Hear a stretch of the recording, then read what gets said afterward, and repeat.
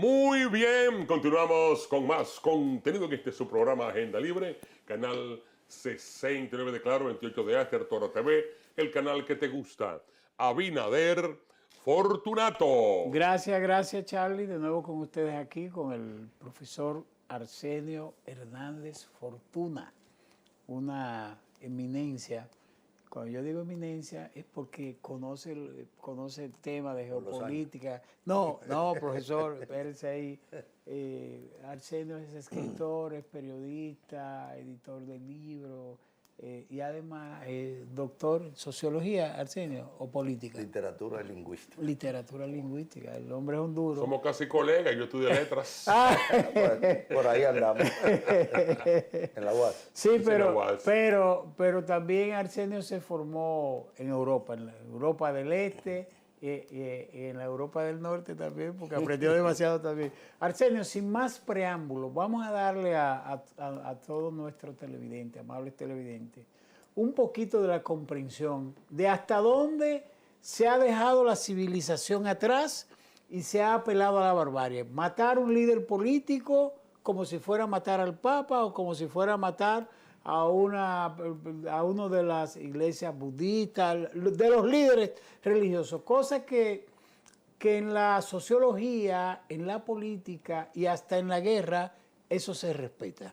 Pero ahora se ha producido una situación tan difícil que el mundo no sabe hasta dónde va con estos ataques de Estados Unidos y de Israel, y que ha trascendido con el jefe de inteligencia y de antiterrorismo de Estados Unidos, que renunció ayer, diciendo que quien arrastró a la guerra, bueno, anteayer, quien arrastró a la guerra a Donald Trump, parece que Donald Trump es manejable, quien arrastró a la guerra fue Benjamín Netanyahu, los israelíes, hablándoles mentiras, dándoles informaciones falsas, y ese alto funcionario que ha creado un cisma prácticamente en el gobierno de Trump con esas declaraciones, ha renunciado diciendo que la guerra no tenía necesidad porque los iraníes no eran una amenaza para Estados Unidos. Pudieran haberla sido para Israel, pero están confrontados con Israel, pero en el Medio Oriente, estamos en América del Norte. Me gustaría que evaluara eso y qué peligro ve, qué situación se ve a corto plazo si no se para la guerra. Bueno, gracias de nuevo. Bienvenido, profesor. Fortunato, yo prefiero decirte, ¿verdad? Bueno, es muy complicada la situación que está el mundo de hoy. Los que somos más viejos, como es mi caso, hemos visto momentos muy delicados, ¿no? Especialmente desde aquella, yo era un niño en esa época, pero tengo alguna idea por lo menos y estudio después. La crisis de los misiles, ustedes por lo menos la han oído mencionar en Cuba, ¿no? 61. 62. 61 fue Bahía de Cochina. Bahía de Cochina. Al año siguiente, la crisis de los misiles. Hubo un momento en que el mundo estuvo a punto de una guerra especialmente entre Estados Unidos y la Unión Soviética, pero que podía llevarse de paso a Cuba, ¿no? Como le explicó Nikita Khrushchev a Fidel Castro en una carta. Ese fue uno de los momentos más complicados. Y después la guerra de Vietnam, ustedes ya ese más reciente o menos vieja, cuando Estados Unidos bombardeaba Hanoi constantemente. Esos bombardeos que se están viendo hoy en Irak se vieron sobre Hanoi durante años, atacando la capital de Vietnam. Sin embargo, los vietnamitas, a pesar de todo ese castigo, no se rindieron. Y hay que tener en cuenta que Irán es 5 veces más grande que Vietnam. Vietnam es un país de 300,000 y pico de kilómetros cuadrados. Irán tiene 1.648.000 kilómetros cuadrados, algo así, un país enorme. Tiene montañas impenetrables, que es difícil llegar a un ejército. Más de 5 fronteras. Ustedes han visto en los mapas. Es una potencia petrolera y tiene una industria armamentística propia. Es diferente a Vietnam, que recibía armas de la Unión Soviética y de China, a pesar de sus diferencias. Entonces el fenómeno es ahora mucho más complicado, más peligroso. Se están viendo los resultados con el cierre del estrecho de Hormuz. a pesar de todo el aguaje de Trump. Él no ha podido ir ni ha podido penetrar ese estrecho, porque además con el simple hecho de que se anuncie, bueno, ahí se ve el estrecho, dice los United Arab Emirates. Irán tiene varias fronteras con Afganistán, con Pakistán, Azerbaiyán, Emiratos Árabes y con Irán. Kuwait, sí. Es decir, es un país muy grande, como se ve ahí en ese mapa, y es difícil. Y Teherán, fíjense dónde está, allá arriba. Si entraran, digamos, tropas terrestres de Estados Unidos, tropas por tierra, para llegar a Teherán, tienen que caminar muchos kilómetros. Entonces, como quiera, es muy difícil ocupar ese país. No es República Dominicana, menos de 50.000 kilómetros cuadrados, no es Haití, ni siquiera es Vietnam, es mucho más que Vietnam. Entonces, está este señor Donald Trump, que además prometió a su base electoral que no iba a iniciar guerra, sino al contrario. Ya algunos los acusan de traición. Esto crea una situación completamente nueva. La esperanza a corto plazo, es decir, en los próximos meses, claro, todavía podrá haber muchos muertos, pero a corto plazo, digamos, que se pueda frenar a este hombre, está en las elecciones de medio término en Estados Unidos. Porque si él pierde la mayoría en el Congreso, como ustedes saben, el Congreso en Estados Unidos es el que autoriza los fondos, controla el presupuesto. No es como aquí que lo controla el presidente y manda una ley para que la firmen, ¿no? Pero un paréntesis, quieren solicitar, el Pentágono quiere solicitar 200.000 millones de pesos para la guerra. Sí, pero... Dólares. Dólares, ¿se lo aprobarán? Eso es difícil, es mucho dinero. Y es difícil porque además es que es muy contradictorio. Mire, ahí se ve mejor el estrecho de Hormuz, mira que Perfecto. para entrar. Gracias a los amigos técnicos que aportan ese dato. Maestro José, el maestro para que la gente lo vea mejor, ¿no? Que es difícil de entrar y claro, más difícil salir. El gobierno de Trump ya tiene problemas con el presupuesto para el llamado ICE, o sea, el servicio migratorio, porque le han trancado el juego los demócratas, aunque no son mayoría, pero eso se discute en comisiones. Fíjense que ellos han retirado agentes de lugares como Minnesota y otros, ¿verdad? Es ya porque ya no es solo por las protestas, sino además porque no tienen mucho dinero. Hay una crisis de imagen del gobierno de Trump. Además de eso. Por la situación con los inmigrantes. Por supuesto, además de eso. Pero si pierde la mayoría... Bueno, el mismo Trump lo dijo, él es consciente de su realidad. Él dijo que si perdía la mayoría en el Congreso, hasta podían destituirlo con cualquier pretexto, dijo él. Y hay varios pretextos. Hay 38 cargos que están pendientes, ¿verdad? Que lo lleve en su mochila. Sí, que él no está preso porque es presidente, pero a él lo condenaron. Le suspendieron la prisión por ser presidente, pero a él lo condenaron. Entonces, si él pierde la mayoría, no solamente no va a tener dinero para hacer todas estas cosas que hace, para esos 200.000 millones de dólares que está pidiendo, sino que se puede ver una situación muy complicada. Hoy un periodista le preguntó hoy o ayer, una rueda de prensa en la Casa Blanca, que si pretendían hacer una incursión terrestre. Y él dijo que no estaba seguro, pero que si fuera la decisión no se lo diría a los periodistas. Sí. Yo entiendo que una incursión vía terrestre con soldados de a pie sería muy complicado por lo difícil del terreno, las condiciones geográficas. Se puede ver ahí, fíjense, se puede ver ahí, ¿no? Por ejemplo, digamos que el terreno más cercano es el de Irak. Pero en Irak hay una resistencia. Recuerden que fue invadido Irak, ¿no? Históricamente. Y quedó ese resquemor, O sea que por ahí no entran. Por ahí no entran porque además le están atacando la embajada. La embajada de Estados Unidos en Irak ha recibido varios cohetes que está en una zona súper protegida. Ellos hicieron una embajada enorme. Entonces por Irak es difícil entrar. Y por el estrecho de Hormuz, fíjense la vuelta que tendría que dar, ¿no? Y por Turquía tampoco podrían entrar. Es difícil también. Muy lejos. Mire el terreno que es Turquía, mira todo el terreno que es Turquía. si, digamos, llevan tropas por mar, ¿no? Y llegan, digamos, cerca de Siria, sea por Turquía o por Siria, Irak, como quiera, es difícil llevar tropas ahí a ese. Hay otro elemento, profesor Arsenio Hernández, hay otro elemento muy importante, que es que esta guerra que se ha llevado de por medio en los últimos años, desde que entró Donald Trump, se ha llevado de por medio toda la arquitectura de Naciones Unidas y los organismos, nadie respeta nada y nada, pero con un elemento agravado. El elemento agravado es que Europa le ha dicho que no, le ha dicho esta no es nuestra guerra, porque le están pagando con la misma moneda a Donald Trump que le había dicho a los europeos, la guerra de Ucrania no es una guerra mía, es una guerra de Biden, no es mi problema. Exactamente. Pero se la han puesto difícil, incluso para el tema del paso por el estrecho de Hormuz nuevamente, que es lo que impacta al mundo en su economía con el aumento de los precios.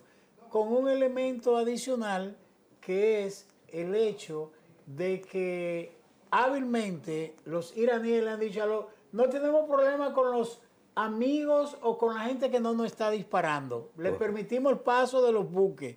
Exacto. Pero de un lado para allá también está China, que a pesar de que puedan pasar los buques, pero también tiene una situación de preocupación por eso, porque lo está afectando también. Y con Europa, con el dedo metido en el gatillo y Donald Trump presionando, diciéndole que va a tomar medidas contra ellos. Fíjense, es muy importante eso porque recuerden que Inglaterra, por ejemplo, siempre fue una aliada muy estrecha. Incondicional. Clase incondicional. Fue el antiguo imperio, hablan el mismo idioma, etcétera, ¿no?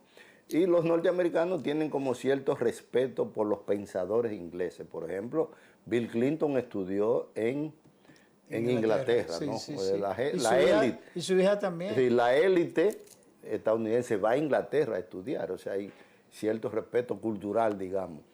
Y cierto entendimiento. Recuerden aquel primer ministro de la época de George Bush, Tony Blair, que fue un aliado incondicional, lo mismo que Aznar. Entonces ya Inglaterra incluso le ha dicho que no. Le ha dicho a Alemania que no, que también era un aliado muy estrecho. Incluso hay una base, la base militar más grande que tiene Estados Unidos fuera está en Alemania todavía, ¿no? E incluso Meloni, que es una mujer de extrema derecha, al igual que Donald Trump. La italiana ha dicho, no, nosotros no estamos en guerra y no queremos guerra, porque la economía italiana es bastante frágil, tiene una serie de problemas y le complicaría mucho la vida. Entonces, esos son sus aliados principales. Debo mencionar, perdón, profesor, debo mencionar también a Francia y la postura casi hostil o rebelde de España. Sí, por supuesto. Francia, desde la época de Gaulle, ha buscado más la independencia, pero también es importante, claro, en este caso. Yo menciono lo que eran más, primero mencioné, pero... Lo más cercano. Lo que eran más cercanos. Y lógicamente, lo más...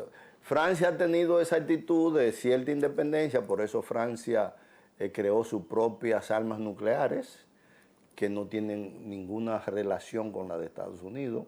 Inglaterra también tiene armas nucleares, pero en parte facilitada por Estados Unidos en la fabricación, etcétera, ¿no?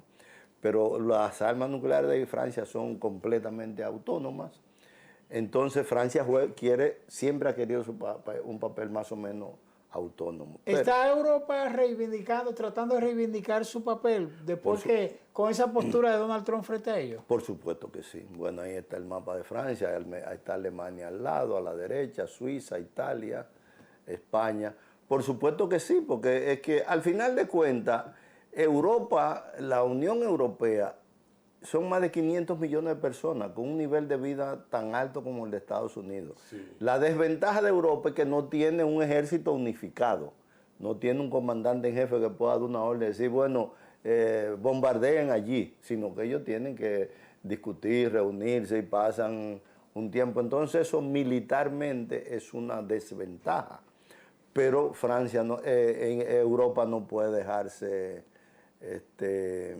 tratar como le está tratando Donald Trump, lógicamente, porque es un continente grande, fuerte, etc.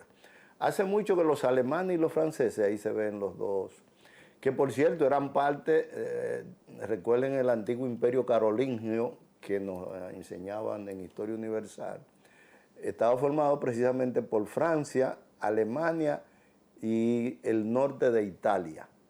Ahí se ve Italia de este lado, al lado derecho. Entonces, que esa gente se entiendan no es extraño. Y hace años que ellos están planteando la posibilidad de un comando conjunto franco-alemán. El problema está en que Alemania no tiene armas nucleares. Entonces, si se arma un comando conjunto, se supone que va a quedar bajo la hegemonía de Francia porque es la que tiene armas nucleares, ¿verdad? Bueno, ahí se ve. Entonces, eso complica un poco la relación entre ellos. Pero tienen armas y tienen tecnología y tienen capacidad. Miren todo lo que es Europa, con un nivel de vida tan alto como el de Estados Unidos. Por ejemplo, los países nórdicos tienen un producto per cápita superior al de Estados Unidos. Noruega, Suecia, Finlandia, sí. Suiza, Austria, hay varios países. Dinamarca, hay varios países que tienen un nivel de vida más alto que el de Estados Unidos. Pero como Estados Unidos es un país enorme y tiene su ejército unificado, un comandante en jefe, eso le da una ventaja. Pero Estados Unidos, lógicamente, cuando desprecia a Europa, se está dejando un aliado, porque ese era su principal aliado. Esa es la base de la OTAN, la unidad Estados Unidos-Europa. Yo escuché a Donald Trump esta semana con unas declaraciones que me parecen como una muestra de debilidad, cuando él dijo que Estados Unidos no seguirá custodiando el estrecho de Hormuz porque Estados Unidos tiene el petróleo para su consumo, tiene mucho petróleo y que él no va a ser el policía del mundo, que para proteger el estrecho de Hormuz deben unirse los países que necesitan ese petróleo. Se refiere a China, a Rusia y a los demás países de Europa. Entonces yo creo una muestra de debilidad cuando él dice que yo tengo mi petróleo, sí, yo no tengo que cuidar el petróleo a los demás. ¿Qué le parece a usted esa declaración? Indudablemente que sí, porque recuerda que él había dicho... ¿Es rebeldía o debilidad? Es debilidad, porque él había dicho primero que iba a mandar a la Marina de Estados Unidos. Que iba a proteger. Que iba a proteger los barcos, lo iba a mandar al estrecho de Hormuz. Lo que pasa es que los militares de Estados Unidos le habían advertido antes incluso que no invadiera, que no atacaran a Irán. Fíjense, bueno, el caso que tú mencionaste de este señor que renunció, ¿no? Porque sí, ellos tienen la información suficiente para darse cuenta que no era tan sencillo atacar un país como Irán, ¿verdad? Entonces sí, él primero dijo que iba a mandar a la Marina, pero después dijo no, que necesitaba ayuda. Cuando le niegan la ayuda, entonces ahora él dice que no lo necesita, pero realmente es una muestra de debilidad. ¿Va a soltar eso en banda él? Claro, porque es que no puede. Si se mete ahí, se le complican más las cosas. Si se mete el estrecho de Hormuz, porque, bueno, como se vio, es una zona demasiado delicada, ¿no? Fíjense, entrar por esa parte tan estrecha y salir de ahí es que muy, incluso muy la complicado. Propia geografía del estrecho de Hormuz es muy difícil por las cadenas montañosas que se meten hasta el mar y cruzan de un lado a otro. Sí. Además, Teherán, ahí no se ve, está rodeada por esa cadena montañosa que tú mencionas. Y hay que entrar por el mar Caspio en la parte norte. Por eso es más difícil. Bueno, se ha hecho análisis sobre eso. Por eso es más difícil, por ejemplo. Bueno, Irak no es un terreno tan montañoso.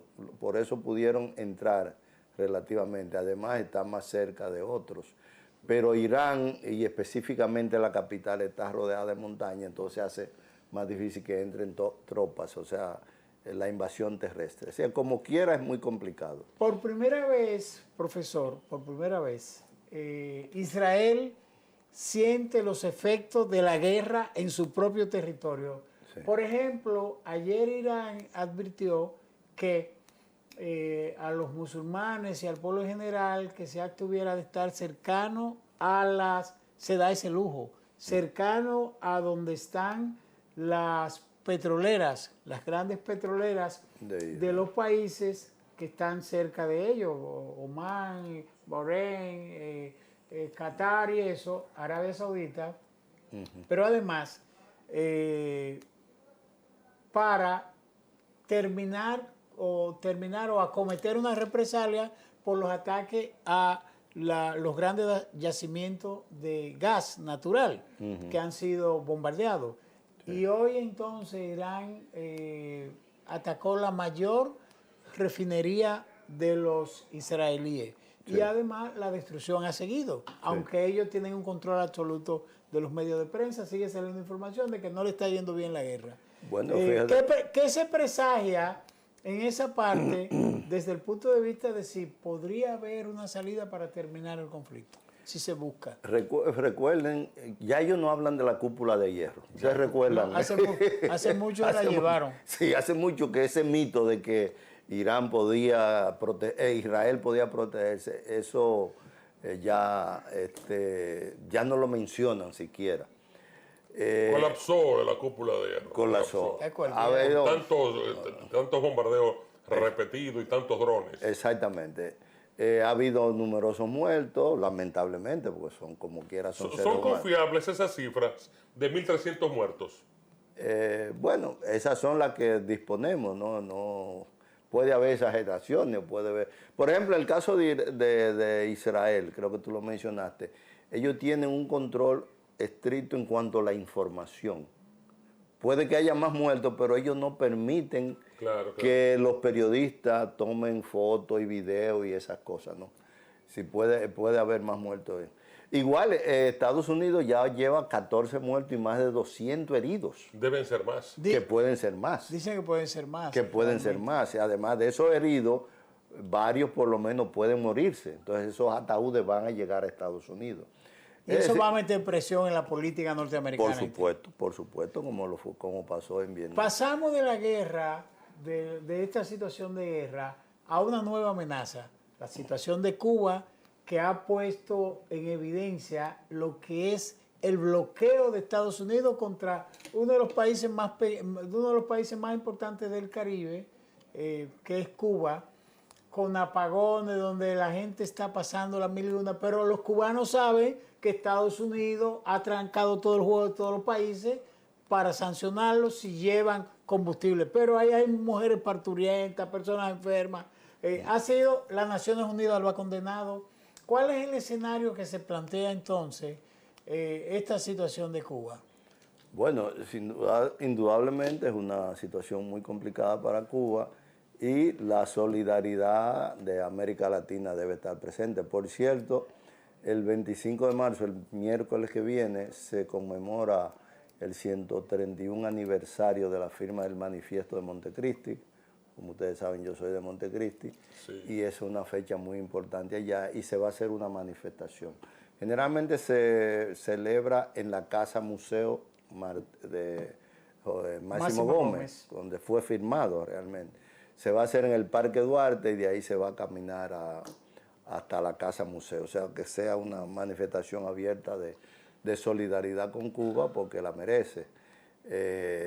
Porque no se puede permitir que un presidente, por muy poderoso que sea, esté dictando el destino de un país, de cualquier país. No es un presidente que estuvo hablando, claro, ya no lo habla.